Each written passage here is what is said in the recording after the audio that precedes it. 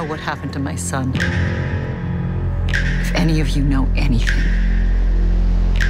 please say something.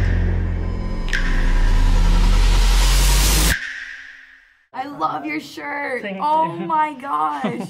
That is so cool. Where'd you you. get that? I ordered from Amazon. Oh, I'm gonna get it. That is so cool. Thank you. Congratulations about the show. Thank you. After the first season, the show got so many responses and reactions. What kind of reactions shocked you the most?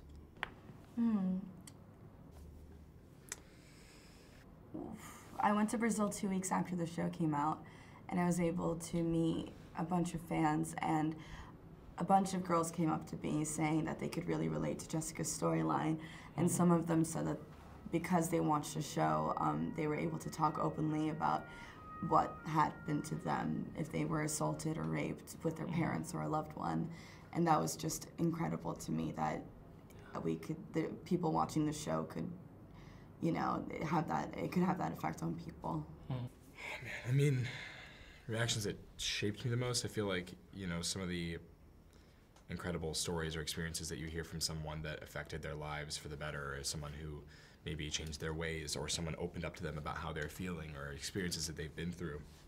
Just people connecting with one another. I think that shaped me the most, I would say, in this whole experience, because it makes you realize that what we did was actually important and impacted people on a somewhat global scale, and you know, you don't get to feel that way all the time. Like something you did was actually really important. So that feels pretty great, you know. Yeah.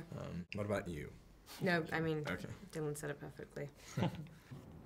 About those issues, have you faced in your real life something like adolescent bullying, gossip, or violence? I mean, yeah, bullying for sure. I've been bullied and I've been the bully at times. Yeah. And it's just learning about how to treat other people, especially when you're young. You tend not to think about what others might be going through. And now that's something I'm aware of for sure. Yeah, and like we gossip and all of those things.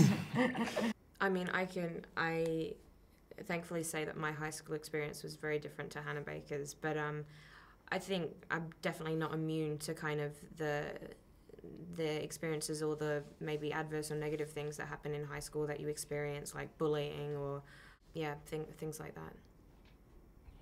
Has working on the series made you realize something about yourself? I've learned a lot more about, I felt like I took a crash course in like women's rights.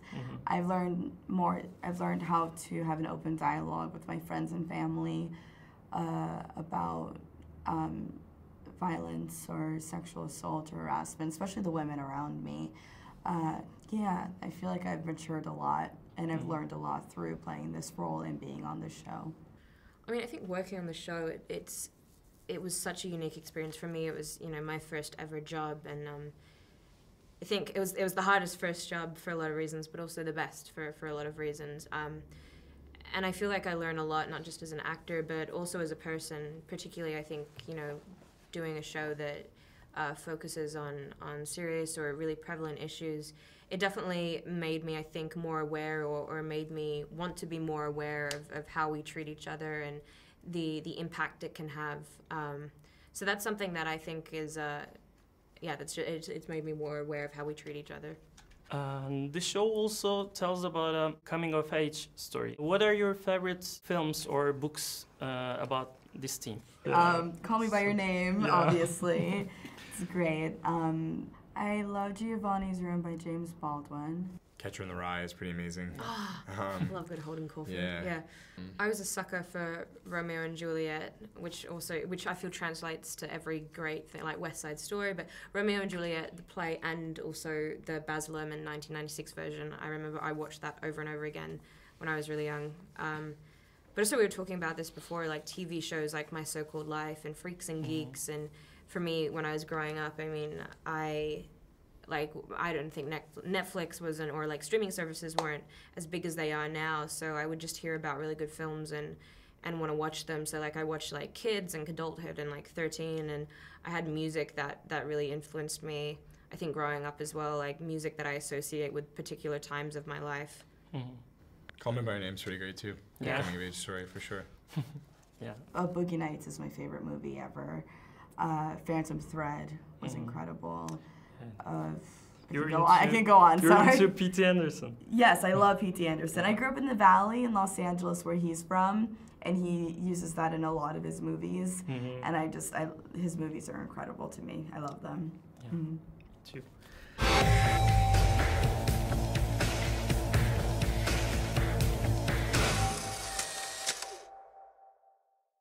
If it would be possible, what kind of advices would you give to your characters in the series?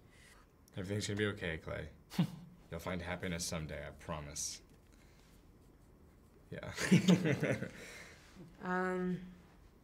Oh wow, I'm like floor. You are surrounded by people who love you, and they're there to listen to you when you're ready to talk about it. I mean, there's so much that I could or someone else could have said to Hannah. I think overall, and maybe in a strange way, the show sort of does this for us, like watching her and watching her journey. Hopefully for the audience, it kind of presents in not an in your face kind of way, but just presents all the opportunities that help could have been given, whether it was her reaching out to someone or whether it was someone else reaching out to her or someone standing up for her. So I feel like there's a lot. There are a lot of opportunities that you can see that in the show. And this soundtrack album of the show is pretty cool also. What is your favorite song from the series? Oh my god. Well, it's interesting because I thought some of the best musical moments on the show weren't even on the exact soundtrack that was released itself. I have a whole playlist that I made.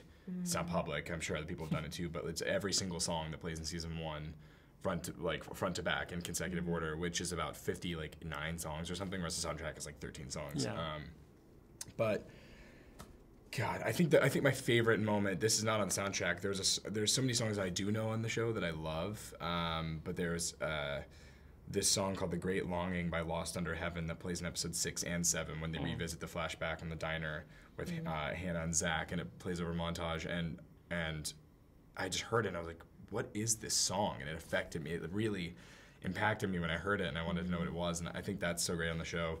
Not only that, both of the Hamilton, Lighthouser, and Rostam songs, 1,000 Times, and In a Blackout, Elegy to the Void by Beach House. Those were some ones that I talked to Brian about. I was like, you gotta get Hamilton, Lighthouser, and Rostam. We gotta put a Beach House song in here. God, there's so many good ones. There's so many good ones. And also, sorry.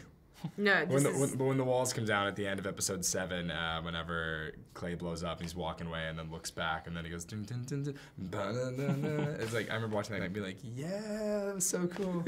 Oh, and Elliott Smith covering 13 at the end of episode 5. Like there were just so many with Clay in the shower. There's just so many great moments. There's some good ones in season 2 as well. I'm interested to see what gets put on the soundtrack itself. There's some good ones. Yeah.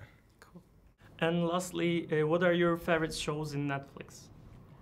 I love the new David Letterman special. Yeah. I love it. It's so good. Stranger Things is great. Is Arrested Development a Netflix show? Yeah, for the fourth season. Yeah, it's on there. Yeah, I'm trying to think. Yeah, that's all I can think. Yeah. Cool. Okay. Thank you. Thank you so much. Nice to meet you. Me too, thank you.